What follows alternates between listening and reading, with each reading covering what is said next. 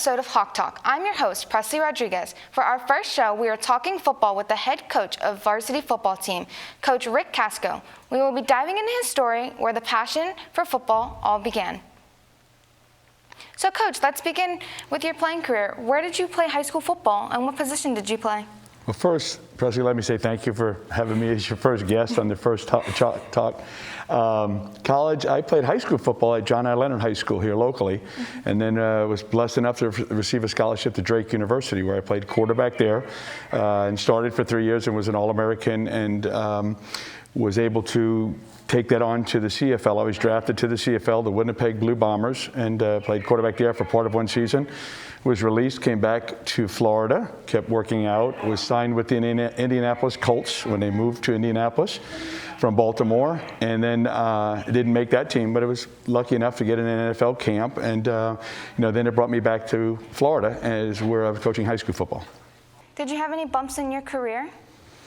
Well, one of my bumps was not making the team, was frustrating, but I've been very blessed playing quarterback too, that injury-free. I got through my career injury-free, and had a great opportunity to play at Drake University. We turned the program around, and we had a tremendous winning season. A bunch of young guys that all played together, all came in as freshmen, and then like I said, as I went on to play the professional level, the only bump there was it's nice to make a team. So I was blessed after having a full scholarship and had a signing bonus and made some money. And I guess the biggest bump is I didn't get to keep playing. So how did you get into coaching? Well, I played football now. I had to think about this before you had me on. I probably over 50 years I've been involved in football. So whether it's a player as a youth player, high school, college, and then the professional ranks, and then loving the game so much and moving in that direction, having great people around me that taught me a lot about life and how important football is. It drew me towards the sport of football. And playing quarterback, you have to know a lot about football. So there's a lot of information you have to know as a quarterback. And I coached in college for 2 years as well. So that's what really drew me to football. What was this first team you coached? Well, when I first came out of college, when I was released from the Indianapolis Colts, I went to Southeast Missouri State University, and was there for 2 years and was a co-offensive coordinator as a graduate assistant, and it was a great experience for me. I met the love of my life, my wife, and what I decided in knowing college football is you have to move around a lot.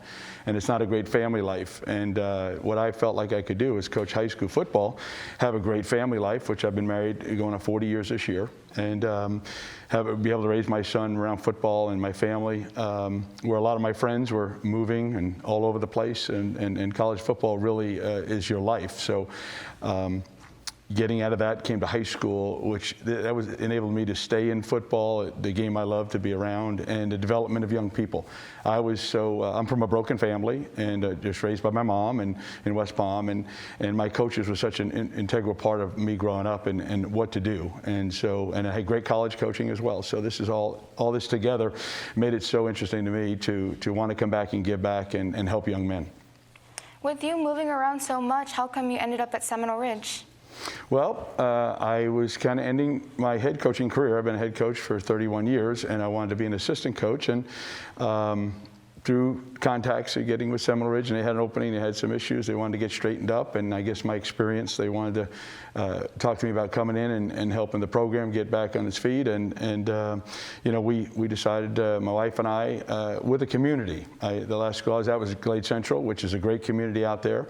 And with so many kids transferring and leaving and changing and lack of community and commitment, I just felt like Seminole Ridge has a great community out here in the acreage, and there's not a lot of movement out here. And I thought with the community, it would be a great place to go and help young men.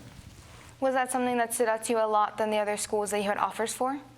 Absolutely. I did not want to. And as you said, I had another offer too, and it wasn't the right thing. I was satisfied being an assistant coach. I wanted to help another young coach, develop and be an assistant coach. But what intrigued me was the challenge and also the community. And what I like is community. I like being around people and helping young men.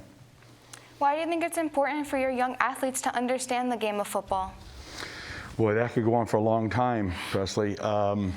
Boy, we have so much access to learn the game of football, and we really feel like a well-coached football team, 11 men out there playing together. You have a chance to beat anyone. So just feel like understanding the game is so important. Like I said, we have so much access to watch film, watch our opponents, you know, the ability to coach young men and teach young men and the importance of football.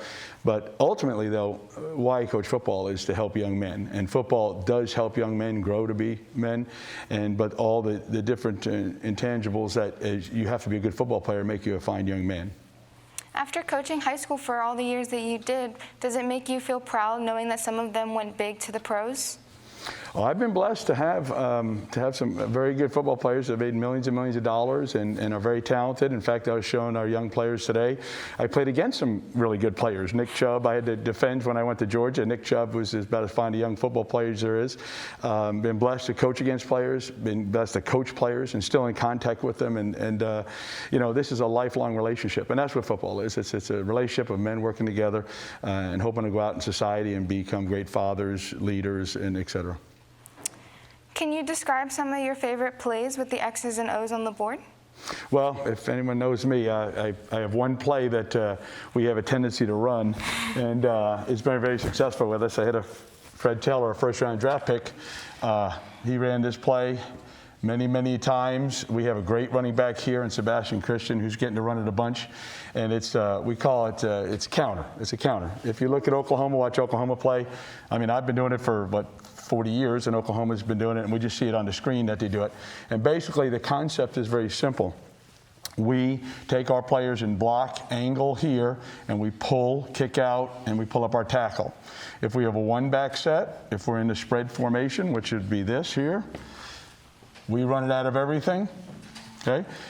Quarterback reads the backside end. We do an RPO back here. And if I drew up the whole front, if you guys want to see the front and everything, okay, if I have a four-man front, most high schools are playing with a Sam and a Will. They play in this area here, a four-man front.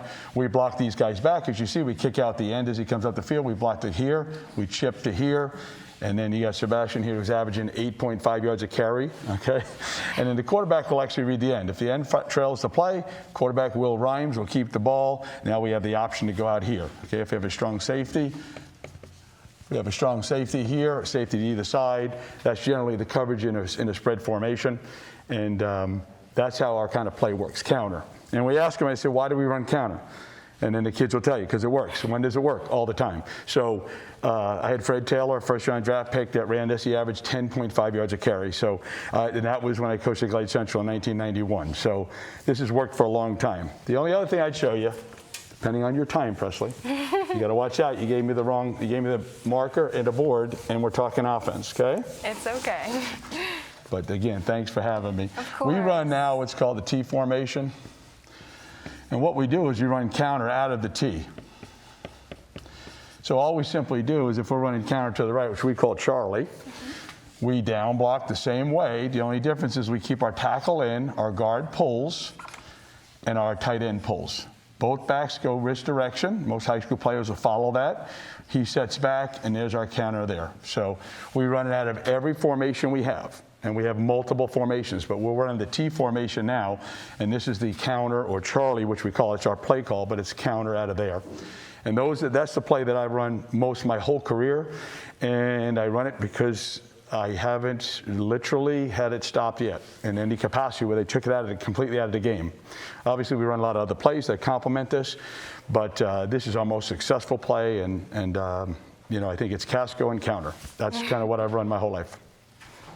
Thank you for taking your time to come in and today to talk with me. I'm Presley Rodriguez, and that's it for today on Hawk Talk. Be sure to follow us on Instagram and Twitter at Seminole Ridge TV.